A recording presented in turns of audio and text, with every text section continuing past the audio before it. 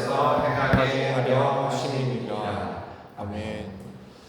오늘 은혜로 살아가기라는 제목으로 에베소서 2장의 두 번째 말씀을 나누겠습니다. 조금 피곤하신 분은 특히 찬양지 많이 피곤하실 텐데 이렇게 자연스럽게 이렇게 일어나서 예배 드리셔도 좋고요.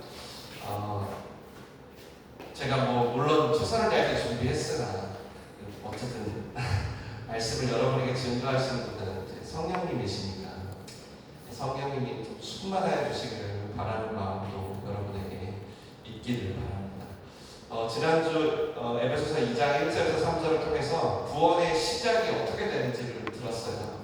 구원이라는 걸 받으려면, 예수님을 믿으려면 그 시작이 있을 거 아니에요. 그 시작이 뭔지를 들었어요. 그게 뭐냐면 바로 내가 누구인지를 아는 것에서 시작된다는 겁니다. 여러분 전도를 하거나 복음을 누구에게 전해보실 분을 아실 거예요. 오히려 하나님 얘기보다 이 얘기가 먼저 돼야 사람들이 왜 하나님을 저 사람이 나에게 전하는지 조금씩 더 이렇게 이해합니다. 왜 내가 누구인지, 내가 어떤 존재인지. 그리고 오늘 두 번째로 살펴볼 구원의 이야기는 바로 은혜가 무엇인지를 아는 것입니다. 지난주는 내가 누구인지 아는 것, 오늘은 은혜가 무엇인지를 아는 것. 이제 구원에 점점 다다르고 있죠. 교회에서 가장 많이 쓰는 말 중에 하나입니다. 은혜. 헬라어로 카리스라고 하는데요. 지난주 설교를 잘 들은 분이면 이해를 잘 할 수 있어요. 왜냐하면 받을 자격이 없는 자에게 주는 게 은혜입니다. 그러니까 은혜라는 것은 내가 nothing이라고, 내가 죽었다고 인정하는 자에게만 주어지는 하나님의 선물을 은혜라고 합니다. 그러니까 내가 노력한 것도 아니겠죠? 내가 이룬 것도 아니겠네요. 그러니까 주어지니까 이제 쉽게 말하면 공짜인 거죠. 인간이 참 공짜 좋아하는데 아쉽게도 이 은혜는 잘 누리지를 못합니다. 왜냐하면 우리가 지난주에 봤지만 날 때부터 그 본질이 죄인이어서, 그러니까 쉽게 말하면 이 은혜가 좀 어색합니다. 좀 어떤 분은 불편하다고 하더라고요. 왜냐하면 내가 성취하고 내가 노력해서 내가 이뤄서 내 자아가 만족하게 되고 그렇게 사는 게 다 너무 익숙하단 말이에요. 근데 갑자기 은혜를 들었는데 자존심이 상하는 거죠. 내가 아무것도 아니라는 걸 전제로 해야지 받는다는 거예요. 그래서 많은 사람들이 이걸 좀 불편해해요. 근데 여러분은 아셔야 됩니다.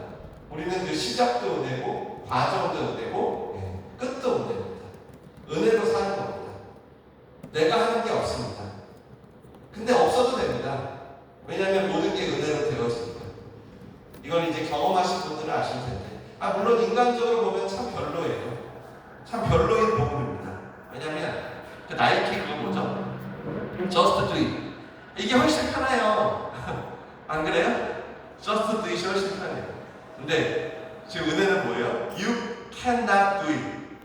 불편해. 불편하죠. 불편해요. 근데 여러분 신앙은 많은 분들이 착각하는데 우리가 하나님을 위해 뭘 해드리는 시스템이 아니에요. 그런 시스템 때문에 수많은 율법주의자들과 정죄하는 사람들이 생긴 거죠. 정반대. 하나님이 우리에게 해주신 것을 받은 사람들이 그 바탕 안에서 그 하나님의 은혜에 반응을 하려고 하는 게 신앙생활이에요. 그러니까 내가 예배를 나와서 은혜 받겠다가 아니라 원래는 하나님의 은혜에 대한 반응으로 예배를 드리는 거죠. 이해되시죠? 그래서 내가 주님을 위해 뭔가 막 해보려고 하는 사람들은 꼭 교회에서 뭘 받아요? 상처라는 걸 받아요.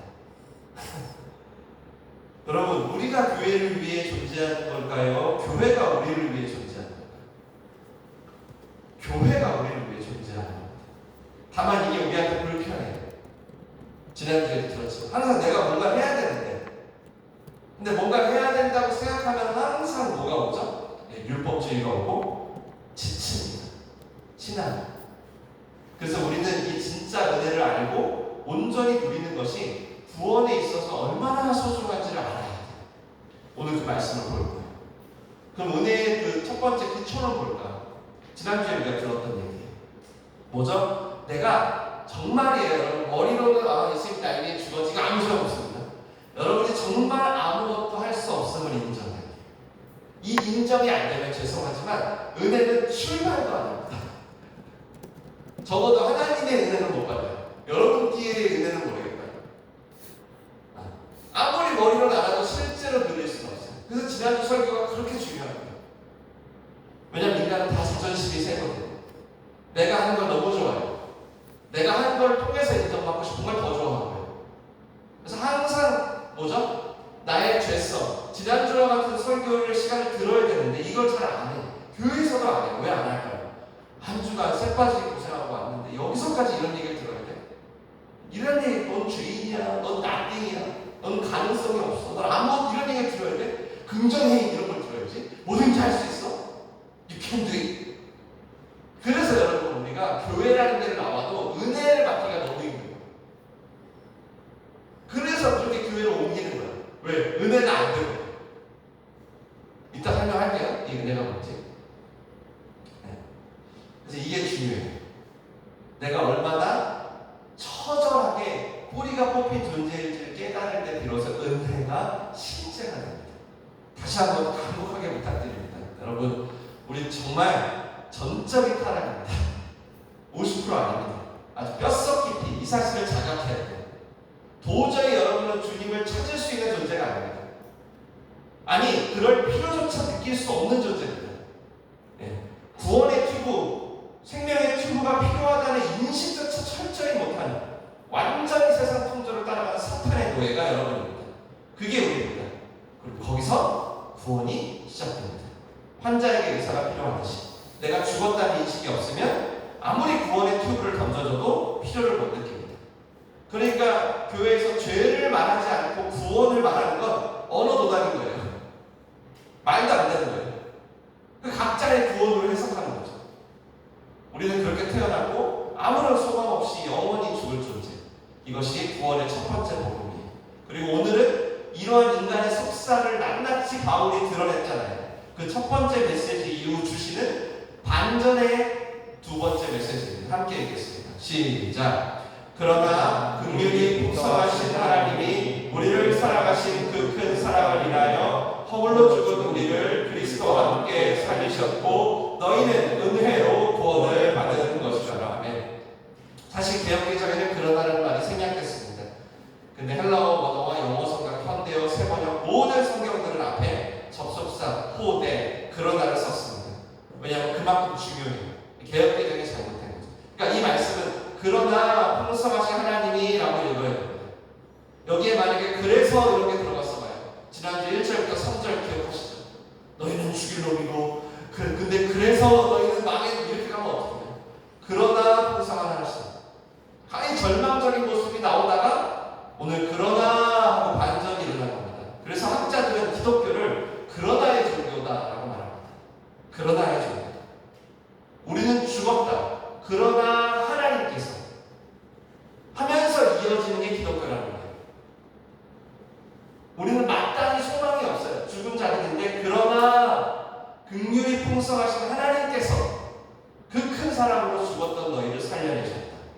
그러니까 사탄이 지금도 우리의 과거를 들먹이며 우리의 한 주간의 삶을 들먹이며 열심히 공격할 때마다 우리도 할 말이 있는 거예요. 어떻게 해야 되죠? 너 이번 주 어떠하고 살았어? 너가 예배드릴 자격이 있어? 너가 목사로서 설교할 자격이 있어? 그럴 때마다 맞아, 나는 그런 존재야.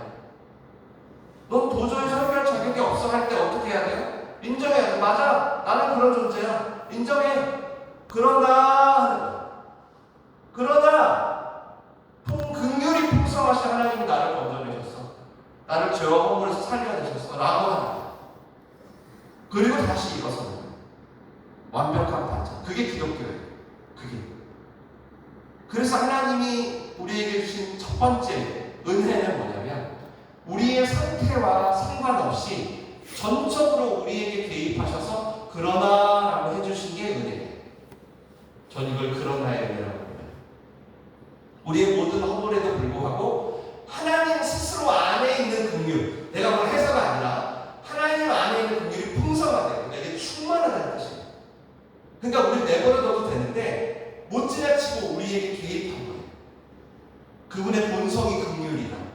그래서 우리를 포기를 못하고 우리가 하나님의 사랑으로 살아갈 기회를 주신 거예요. 그래서 긍휼을 헬라어로 엘레오스라고 해요. 영어로는 컴패션. 고통받는 사람과 동참해서 동정하면서 같이 고통받는 걸 말해요. 근데 특별히 누구한테? 나를 배신하고 나를 욕하고 나를 미워한 사람들과 함께. 그러니까 하나님은 우리가 너무 불쌍해가지고 견디지를 못한 거예요. 끝없는 배신에도 불구하고 예수님이 그걸 실제로 보여줬죠. 세리와 죄인들과 식사하시고 자기를 괴롭히는 로마 군인과 친구가 되어주시고. 그럼 왜 그렇게 하신 거냐 하나님이? 그건 제가 알 수가 없어요. 어쩜 저는 이게 인류 최대의 미스터리라고 생각해요. 왜냐하면 우리가 무슨 긍휼을 받을 만한, 은혜를 받을 만한 이쁜 짓을 한 것도 아니고, 예?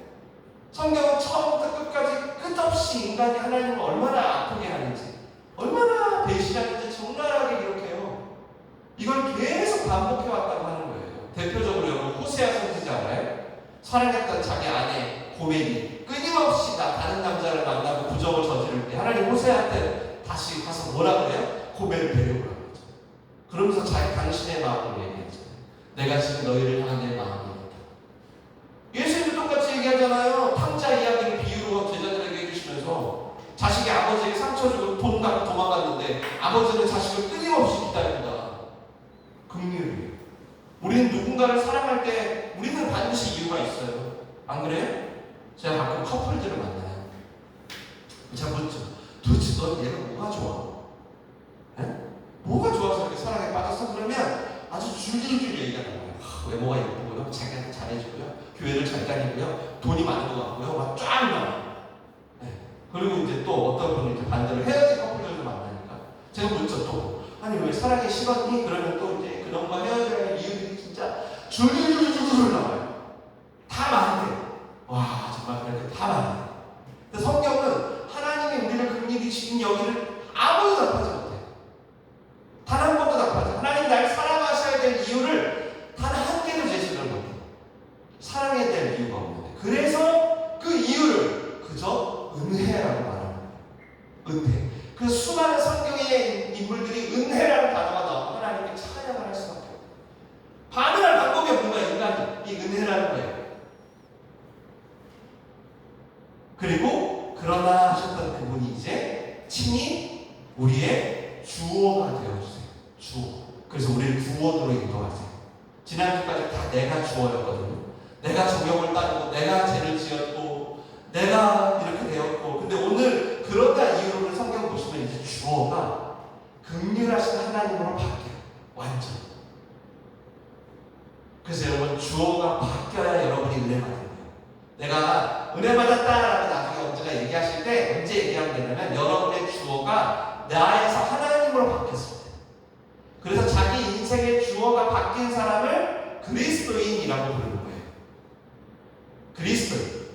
Belong to Jesus. 그리스도께 속한 거예요. 모든 게 나였거든요. 다 내가 해야 되고, 내가 잘못한 거고, 내 문제고, 내가 이상하고, 나는 왜 이렇게 태어나고, 다 나야. 근데 그게 그 나에 집중된 모습에서 오늘 그러나 긍휼하신 하나님이 하면서 갑자기 등장합니다. 왜 등장했는지 몰라요. 저도. 그리고 그분이 이제 친히 나의 주어가 되어주는 거예요. 그걸 은혜라고 해요. 그 긍휼하신 하나님이 내 인생의 주어가 되셔야 여러분이 기독교에서 말하는 구원이라는 것을 받게 됩니다. 그래서 여러분이 신앙생활 하면서 내가 은혜 받았다 하실 때 거의 이럴 때 거의 내가 뭘 잘해서 은혜 받으려고 했던 내 모습에서 내 마음을 좀 이렇게 흡족하게 만들고 싶어서 유명한 찬양 집회에 가서 은혜 받으려고 했던 내 모습에서 이제 바뀌기 시작해요. 하나님의 전적인 그러나의 은혜에 내가 반응을 하려고 했더니 하나님이 나의 주어가 된다는 것에 따라가려고 했더니 이런 걸 은혜라고 하는구나 라는 게 생기기 시작해요. 그래서 인간은 구원을 위해 할 수 있는 게 아무것도 없어요. 이걸 그래서 싫어해요. 아무것도 없습니다. 죄송합니다. 딱 하나, 이 은혜를 받아들이는 것. 죄인의 몸으로 맨날 하나님을 아프게 하고 맨날 실망시켰던 존재인데 그런 우리를 포기하지 않으시고 끊임없는 배신에도 불구하고 그러나 해주신 것. 그게 은혜 중에 첫 번째 은혜입니다. 두 번째 은혜는 그 은혜가 바로 예수 그리스도를 통해서 객관적으로 나타났다는 겁니다. 예수 그리스도를 통해 객관적으로 나타나는 은혜가 오늘 소감이 우리를 누구와 함께 살리셨대요? 바로 그리스도와 함께. 이 함께가 매우 은혜에서 중요해요. 이 함께가. 그 다음 6절 보시면 함께 읽겠습니다. 시작. 또 함께 일으키사 그리스도 예수 안에서 함께 하늘에 앉으시니. 왜 바울이 미쳤다고 계속 이 짧은 구절에 함께 계속 얘기할 거예요. 은혜로 설명하려고. 하나님의 드러나의 은혜가 이제 그리스도와 함께 죽고 함께 사는 연합의 모습으로 이 땅에 나타났다는 거예요.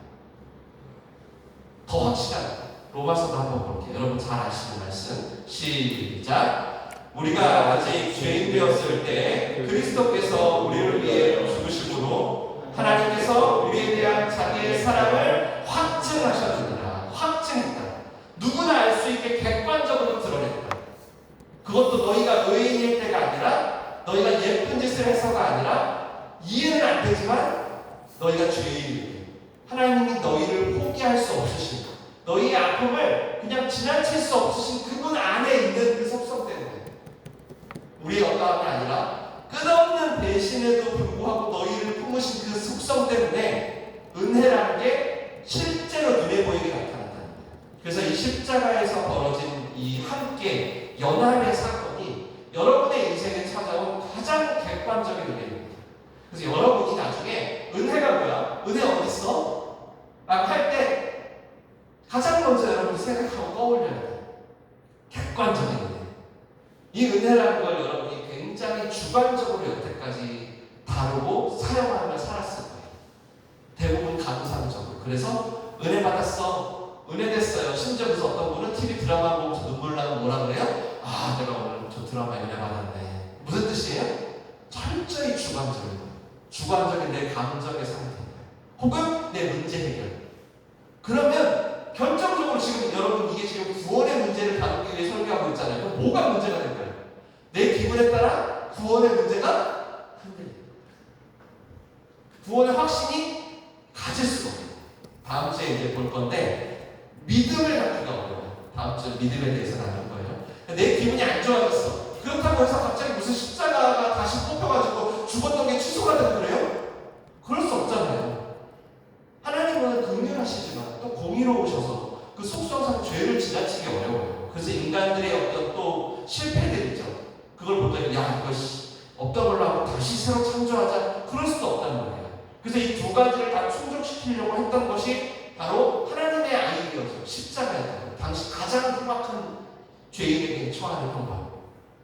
십자가를 통해 죄는 벌하고 원래 목적이었던 우리들은 회복시키는 것이 하나님의 확정적인 은혜예요. 아, 하나님이 이 땅에 은혜라는 것을 좀 가시적으로 아예 빵빵빵 드러내고 싶은데 뭐가 좋을까? 스스로 생각하신 거예요. 스스로 선택하신 거예요. 가장 아름답고 놀라운 방법. 근데 그 은혜가 우리에게 연합의 모습으로 나타났다는 거예요. 그 십자가가 단순히 저 끔찍한 형벌로 끝난 게 아니라 연합. 예수님이 십자가에 죽으실 때 예수님만 죽은 거잖아요. 아니에요? 근데 우리도 같이 죽을 수 있게. 아니 예수님 부활하실 때 예수님만 부활했잖아요. 근데 하나님이 우리도 같이 살아날 수 있게. 마치 여러분 바울이 사울일 때가 있었어요. 그때 예수 이제 그리스도인들을 막 죽이고 핍박하고 다녔단 말이에요. 그러다가 다마스커스, 다메섹으로 가는 길에 또 이제 다메섹에 있는 그리스도인들을 잡아 죽이려고 가는 길에 갑자기 예수님이 환상중에 나타났어요. 그래서 바울한테 나타나서 뭐라고 하셨어요? 바울아 왜 나를 핍박하느냐? 바울은 한 번도 예수님 만난 적도 없어요. 예수님 괴롭힌 적도 없다고요. 무슨 얘기예요? 누구든지 그러나의 은혜를 입은 자들은 예수님과 뗄래야 뗄 수가 없는 연합으로 들어가게 된다. 우리가 결혼할 때 둘이 한 몸이 될지라고 하잖아요. 그리고 예수님이 그 비유를 교회와 우리의 관계로 쓰잖아요. 또 우리 한 사람 한 사람과 당신의 관계로 쓰잖아요. 신랑 신부. 맞지? 너희는 나의 신부, 내가 너의 신랑. 그러면서 뭐라고 말씀하세요? 한 몸은 주께서 이루어주신 몸은 절대 나눠줄 수 없다. 이 연합의 은혜에 여러분의 눈이 띄어지시기를 바라요. 여러분, 이 연합의 은혜에 눈이 띄어져야 전혀 새로운 사고방식이 시작돼요. 정말 완전히 다른 차원의 은혜라는 걸 여러분이 알게 돼요. 여태까지 여러분이 은혜라고 말하고 다녔던 것들과 완전히 차원이 달라요. 그러니까 구원으로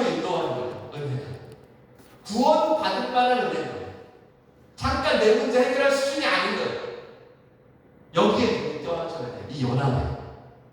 다메섹에 있는 그리스도인들을 핍박했던 걸 예수님이 왜 나를 핍박하냐고 말했던 그 연합에 눈이 떠져야 내가 열심히 노력해서 은혜 받으려고 하는 게 아니라 은혜로 사는 거구나. 그리스도인. 그래서 봉사도 하고 교회도 나가고 헌금도 하고 이렇게 살다가 가는 거구나. 그걸 알게 돼요. 그것이 어떠한 삶의 현장이든 여러분의 어떤 상태든 상관없어요. 이 연합의 의미를 정말 잘 보여주는 성경 구절 있잖아요. 갈라디아서 같이 읽어보겠습니다. 암송하셔도 돼요. 시작. 내가 그리스도와 함께 십자가에 못 박혔나니 그런즉 이제는 내가 사는 것이 아니요 오직 내 안에 그리스도께서 사시는 것이다. 이제 내가 육체 가운데 사는 것은 나를 사랑하사 나를 위하여 자기 자신을 버리신 하나님의 아들을 믿는 믿음 안에서 사는 것이다. 이 말씀 때문에 우리가 믿는다고 할 때 다음 주에 하겠지만 영어의 성경이 뭐라고 써요? Believe in 이라고 해요. Believe in. 그 안에서 믿는다. 예수님과 연합된 존재로서의 믿음이라는 거예요. 예수님 혼자 십자가에 달린 게 아니고 나도 함께 달리는 은혜. 예수님이 사실 때 예수님 혼자 사는 게 아니라 나도 같이 사는 은혜. 그러므로 이제 죄에 대하여 죽고 의에 대하여 산 자가 되는 은혜. 이 말씀도 많이 들어봤죠. 이것도 아주 쉬운 얘기예요. 쉽게 말하면 대표자가 바뀐다는 얘기예요. 예수님이 이 얘기를 하는 거예요. 대표자. 이게 뭐냐? 모든 원래 인간은 아담과 연합을 이루고 있어요. 저희가. 원래는. 예수님과 연합하기 전에 그냥 띵까띵까 내가 혼자 사는 게 아니라요. 지난주 우리 바울이 얘기하잖아요. 사단의 노예가 된 상태라고. 우리는 아담과 연합을 이루고 있어요. 그러니까 아담 안에 빌리비인, 그러니까 빌리비인 아담이에요. 우리는. 그러니까 아담의 죄를 태어날 때부터 같이 감당하게 되는 거예요. 근데 하나님의 그런 나라의 은혜가 우리를 찾아냈어요. 놀랍게도. 그래서 우리를 그리스도와 연합하게 해서 갑자기 빌리빙 지저스 하게 한 거예요. 그랬더니 연합했더니 이제 대표자가 바뀌는 거예요. 그래서 예수님과 연합했더니 원래 우리 대표는 아담 형님이었단 말이에요. 그래서 아담의 한 일 때문에 모든 영향이 우리에게 미치게 됐었는데 이제 예수님이 하신 그 모든 일이 우리에게 그대로 이루어지게 된 거예요. 그래서 제가 서두에 나눴듯이 누가 뭐래도 그래서 괜찮은 거예요. 사탄이 뭐라고 해도 괜찮아요. 심지어 넘어져도 괜찮아요. 왜 괜찮아요? 누가 같이 넘어진 거예요? 누가? 예? 여러분 입으로 말할까요? 누가 같이 넘어진 거예요? 여러분 넘어지면 예수님과 같이 넘어진 거예요. 제가 거짓말하는 거예요 지금? 예수님과 같이 넘어진 거예요. 그러므로 뭐라 그래야 돼요? 그래 맞아 인정해. 나 연약해. 난 연약하면 또 넘어질지도 몰라. 그러나 긍휼히 풍성하신 하나님이 블레이밍 아담이 아니라 블레이밍 지저스의 은혜를 베푸셨어요. 이건 내 주관적인 느낌이 아니야. 시간을 뚫고 역사 속으로 들어온 사실이야. 그러므로 나는 그리스도와 함께 다시 죄에 대하여 죽고 의에 대하여 사는 삶을 살 거야. 예수님은 나와 연합하셔서 나의 대표님이 되셨어. 난 예수님과 뗄 수 없어. 나는 쓰러져도 너한테 갈 수 없어. 나는 쓰러져도 예수님과 함께 빌리비라면서 살 거야. 혹 가끔 이런 연합의 은혜 때문에 목사님 그럼 이제 마음 먹고 아담처럼 막 살아도 되겠네요 하는 분이 계실 수 있거든요. 늘 드리는 말씀이지만 여러분이 은혜를 받아보시면 그렇게 되지 않습니다. 여러분의 주관적인 은혜를 받고 사는 것은 그렇게 될 수 있지만 여러분이 객관적인 은혜를 받으면 그렇게 안 돼요. 한 번 은혜 받은 자들은 하나님이 주어가 되셔서 이제 모든 구원의 과정을 인도해 갑니다. 처음에 회심뿐만이 아니라 성화, 영화의 과정까지 계속. 그래서 이 은혜라는 것 때문에 예수를 도리어 따라가게 되는 거죠. 은혜를 아는데 안 쫓아갈 수 있는 방법은 없습니다. 저는 제 주위에 은혜를 받았는데 쫓아가지 않는 사람 한 명도 못 봤어요. 쫓아가지 못하는 삶을 사는 건 그들이 아직 이 은혜를 맛보지 못합니다. 자기가 생각하는 은혜에 빠져있는 거예요. 하나님의 은혜가 여러분을 점점 예수 믿기 전과 후를 갈라지게 합니다. 내가 아담과 연합할 때와 예수와 연합할 때를 확실히 구분해 주십니다. 그래서 예수를 믿으면 그 비포와 그 애프터가 있을 수밖에 없습니다. 역사에만 BC와 AD만 있는 게 아니라 우리 개인도 예수를 믿어 원래 이게 당연한 겁니다. 그래서 이제 우리를 은혜를 도리어 세상에 나타내는 자로 끌고 가십니다.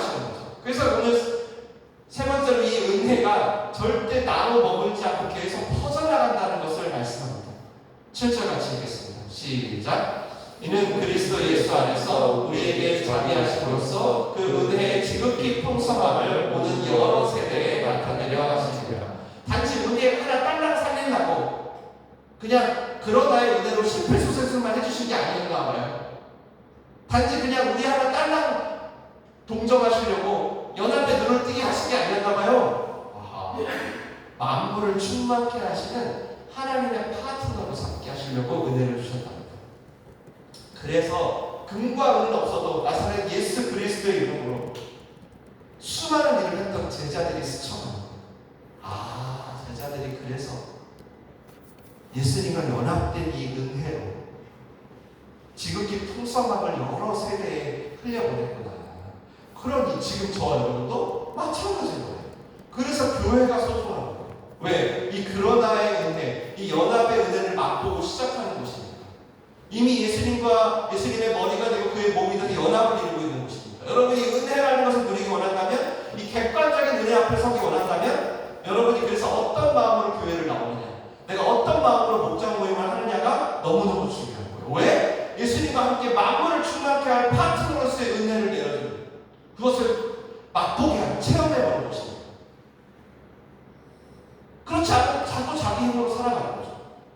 비록 우리가 죄와 허물로 죽었고 영원히 죽음에 이르러야 할 자들이었지만, 그러나 긍휼의 풍성하신 하나님이 우리를 찾아내셨어요.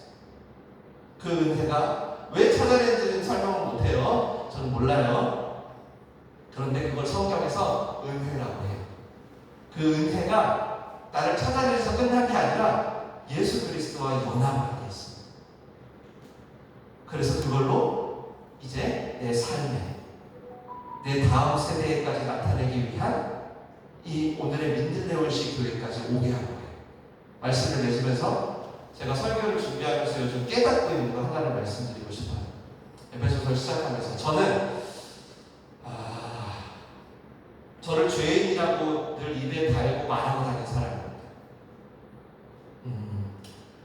그런데 솔직히요, 제가 이번에 깨달으면서 전 죄인을 맞는데 제 안에 한 40%는 죄인이 맞는데 한 60% 정도는 제가 꽤 괜찮은 의인이라고 생각해왔더라고요.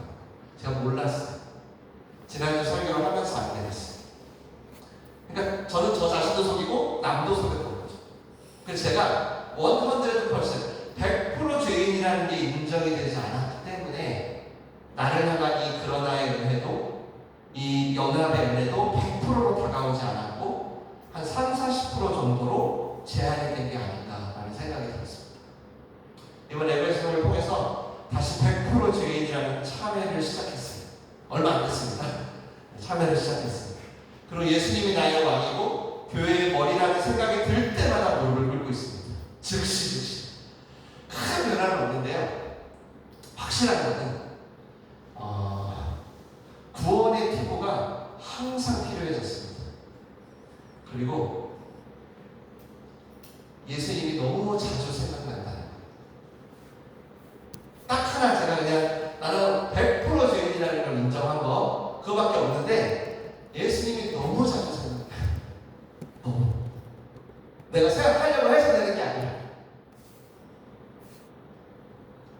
정말 우리가 여러분 은혜로 살아가려면 이 그리스도와 함께 살아가는 이 연합의 이야기가 더 간절하게 느껴질 것 같습니다. 바라기 오늘 들은 이 은혜의 이야기가 여러분의 것이 되셔서 하나님이 주어가 되시는 그런 나의 은혜로 예수님과 모든 걸 함께하는 연합의